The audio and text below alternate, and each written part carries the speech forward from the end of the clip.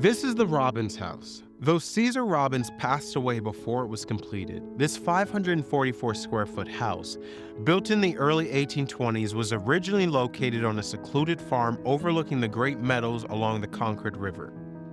The first two families to live here were descendants of Caesar Robbins, a Revolutionary War patriot. In 1823, Caesar's daughter Susan, her husband Jack Garrison, and their children moved into the east side of the house. Caesar's granddaughter, Ellen Garrison, continued the fight for freedom that her grandfather had begun in the American Revolution. As a child, Ellen attended Concord Public Schools, where she was the only black student in her class. In 1835, she marched in the town parade, enduring the gaze of curiosity, surprise, ridicule, and admiration from the townspeople. After graduating, Ellen dedicated her life to education, teaching formerly enslaved people how to grow and prosper as free men and women. In a letter from June 1863, Ellen explained her motivation.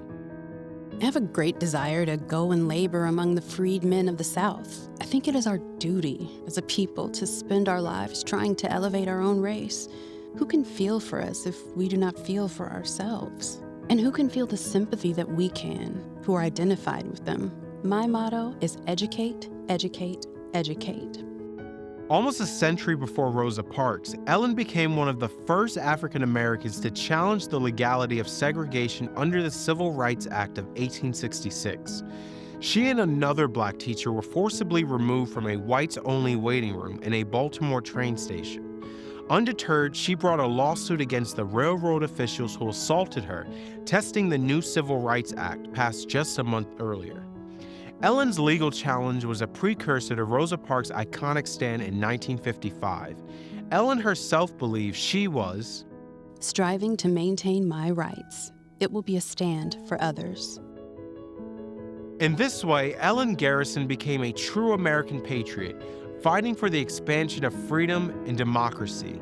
In the 1880s, Ellen moved to Kansas, where she taught exodusters, African Americans who had fled the South to escape racial violence. Later, for health reasons, she moved west to Pasadena, California, where she lived with her husband and sister. She passed away on December 21, 1892, at the age of 69, and was buried at Mountain View Cemetery in Altadena.